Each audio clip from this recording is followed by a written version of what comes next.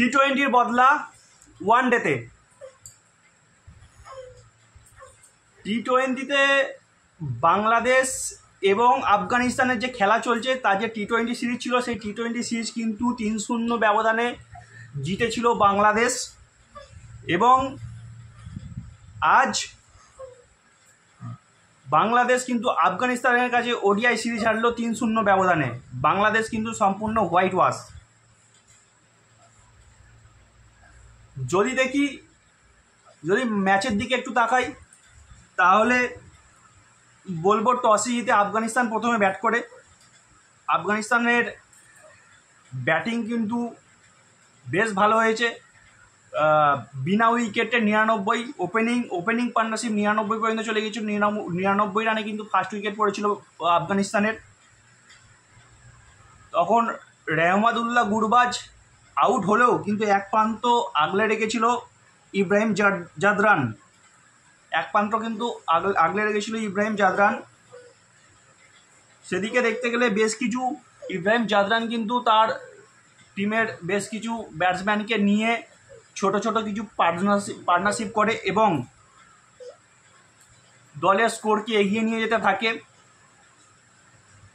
2-1টা wicket আফগানিস্তানের তাড়াতাড়ি পড়ে গেলেও কিন্তু জাদরান কিন্তু একটা প্রান্ত ঠিক আগলে রাখে এবং 95 রান করে। এই সিরিজে কিন্তু ইব্রাহিম জাদরান খুব ভালো ব্যাট করেছে, খুব ভালো খেলা দেখিয়েছে, কিন্তু তার কপাল খারাপ, সে কিন্তু সেঞ্চুরিটা পায়নি। 95 রানে কিন্তু রান আউট হয়ে যায়।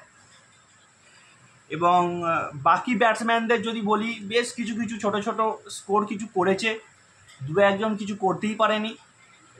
তো তারপর লাস্টের দিকে যদি বলি, ইব্রাহিম জাদরান রান আউট হয়ে ফিরে যাওয়ার পরে কিন্তু তার জায়গায় ব্যাট হাতে দায়িত্ব নেয় কিন্তু মোহাম্মদ নবী। যে নবী কিন্তু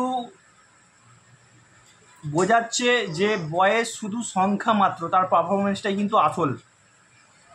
এই দিন নবী কিন্তু অবিশ্বাস্য একটা ইনিংস খেললো, যেখানে খুব সুন্দর বাংলাদেশি বোলারদের কিন্তু পুরো ক্লাব স্টেজে নিয়ে চলে এলো মোহাম্মদ নবী, যাকে বলা হয় বয়স যে একটা সংখ্যা, সেটা প্রমাণ করলো মোহাম্মদ নবী। মাত্র 37 বলে 62 রান। টি-20 ক্রিকেট, ওডিআই ক্রিকেটে টি-20 ক্রিকেট দেখালো, বুড়ো হারের জোর দেখালো মোহাম্মদ নবী, যেখানে 4টি 4 ও 5টি বিশাল ছক্কা। খুব ভালো ইনিংস মোহাম্মদ নবীর, খুব ভালো ইনিংস। 37 বলে 62 রান, যার ফলে স্কোর দাঁড়ায় 293। আফগানিস্তানের স্কোর দাঁড়ায় 293 9 উইকেটের বিনিময়ে। আর বাংলাদেশি বোলারদের কথায় যদি আসি, টুকটাক 2-1জন উইকেট পেয়েছে ঠিকই, কিন্তু যার কথা একদম না বললেই নয়, এই ক্রিকেটারটা কিন্তু বাংলাদেশি ম্যানেজমেন্ট যদি এই ক্রিকেটারটাকে ঠিকঠাকভাবে গাইড করতে পারে, আগামী দিনে কিন্তু এই ক্রিকেটারটা বাংলাদেশের জন্য কিন্তু অনেক উপকারী একটা ক্রিকেটার হবে। সে হচ্ছে সাইফ হাসান কিন্তু এশিয়া কাপ বলুন, টি-20 সিরিজ বলুন, ওডিআই সিরিজ বলুন, কিন্তু নিজের দিক থেকে যতটুকু পেরেছে পারফরমেন্স করে দেখিয়েছে। ভরসা রাখতে হবে সাইফ হাসানের ওপর, ভরসা সরালে হবে না, গাইড করতে হবে। সাইফ হাসান কিন্তু ভবিষ্যৎ হতে পারে বাংলাদেশের খুব ভালো একজন ব্যাটার, খুব ভালো একটা অপশান হতে পারে, বাংলাদেশি ক্রিকেটার হতে পারে। সাইফ হাসান কিন্তু এই দিন 4 ওভার বল করে একটা মেডেন সহ 6 রান দিয়ে 3টি উইকেট নিয়েছে। তো 293 রানের যে রান করেছিল যে আফগানিস্তান, 294 রানের লক্ষ্যমাত্রা নিয়ে যখন বাংলাদেশ খেলতে নামে, তখন হয়তো সবাই ভেবেছিল যে 2-0 হয়ে রয়েছে, হয়তো লাস্ট ম্যাচ আফগানিস্তানকে হারাবে বাংলাদেশ, 2-1 ফল কিছুটা বাংলাদেশের জন্য সম্মানজনক হবে, কিন্তু সেটা একবারেও হয়নি। শুরুটা ভালো হয়নি বাংলাদেশের। একদিক এক প্রান্ত কিন্তু সেই সাইফ হাসান, যে কিন্তু বলও করেছে ভালো, সেই সাইফ হাসান এক প্রান্ত আগলে রেখেছিল ঠিকই, 43 রান করেছে, কিন্তু বাকিরা কেউ কিছু করতেই পারেনি। বাংলাদেশি ব্যাটসম্যানরা মানে যে একটা ক্রিকেট খেলা খেলছে সেটা কিন্তু বোঝাই যাচ্ছে না। তাদের কিসের এত তাড়া, কি করতে চাইছে কিছু বোঝাই যাচ্ছে না।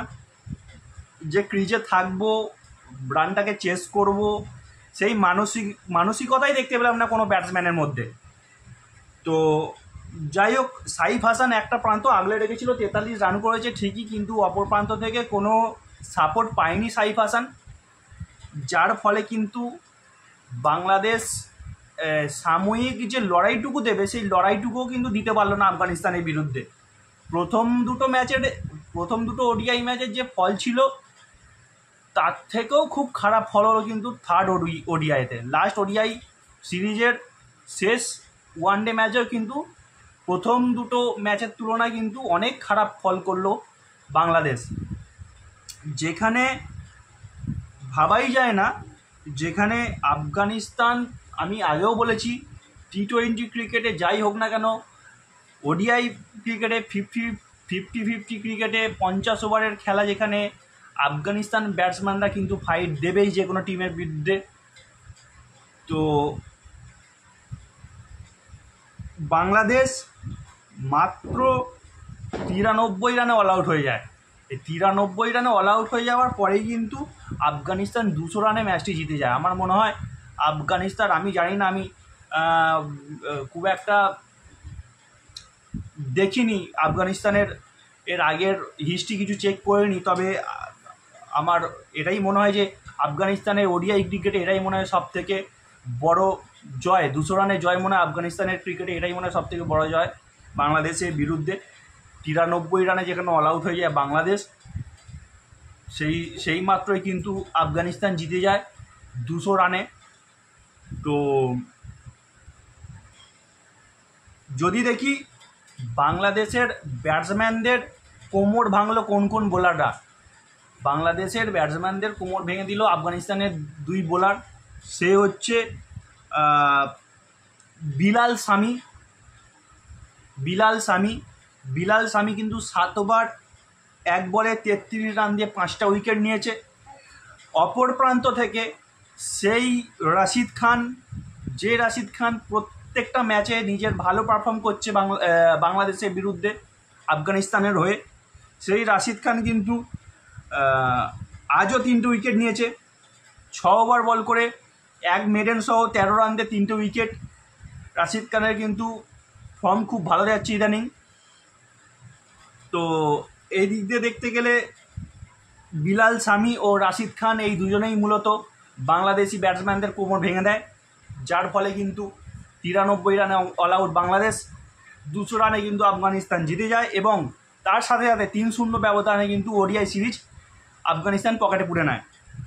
Player of the series no doubt, যার কথা না বললেই নয়, সে হচ্ছে ইব্রাহিম জাদরান।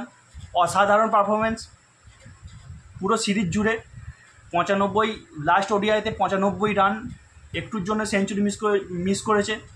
95 রানে অল আউট, এই 95 রানের রান আউট হয়ে যায় ইব্রাহিম জাদরান, সেঞ্চুরিটা মিস হয়ে যায়। আর প্লেয়ার অফ দ্য ম্যাচ সে হচ্ছে বিলাল সামি। তো এই ছিল ম্যাচের অ্যানালাইসিস। এবার আসি বাংলাদেশি ক্রিকেটের ব্যাপারে দু একটা কথা বলি। সাম্প্রতিক ওডিআই ফরম্যাটে বাংলাদেশের যে ফল, বাংলাদেশের যে খেলা, আগামী 2027 সালে যে ওডিআই বিশ্বকাপ আসতে চলেছে, সেই ওডিআই বিশ্বকাপে আমার মনে হয় যে বাংলাদেশ চান্স পাবে বলে আমার মনে হয় না। সেই মনে হয় বাংলাদেশের যে সাম্প্রতিক ফর্ম চলছে, আমার মনে হয় না বাংলাদেশ 2027 ওডিআই ওয়ার্ল্ড কাপ খেলতে পারবে এইভাবে, যদি তারা তাদের ফর্মটাকে জারি রেখে তাদের খেলাটাকে এগিয়ে নিয়ে যেতে যায়। বাংলাদেশ একটা টিম এত বছর খেলছে, প্রায় দেখতে গেলে বেশ কিছু বড় বড় টুর্নামেন্ট খেলেছে, যেরকম সাম্প্রতিক দেখা গেছে ওয়েস্ট ইন্ডিজ বিশ্বকাপে অংশ নিতে পারেনি। সেই দিক থেকে দেখতে গেলেও কিন্তু বাংলাদেশ দু একটা বিশ্বকাপে মানে ওয়েস্ট ইন্ডিজে বিশ্বকাপে অংশগ্রহণ করতে পারেনি, সেই দিক থেকে দেখতে গেলে কিন্তু বাংলাদেশ অংশগ্রহণ করেছিল ওয়ার্ল্ড কাপে। কিন্তু সাম্প্রতিক বাংলাদেশের ফর্ম যা চলছে, সাম্প্রতিক বাংলাদেশের যে খেলা, ব্যাটসম্যানদের খেলার যা ধরন, আমার মনে হয় যে আগামী 2027 বিশ্বকাপ হয়তো বাংলাদেশের অধরাই থেকে যাবে, হয়তো খেলতেই পারবে না বাংলাদেশ। 2027 বিশ্বকাপ থেকে হয়তো বাংলাদেশ আউট হয়ে যেতে পারে টিম হিসাবে।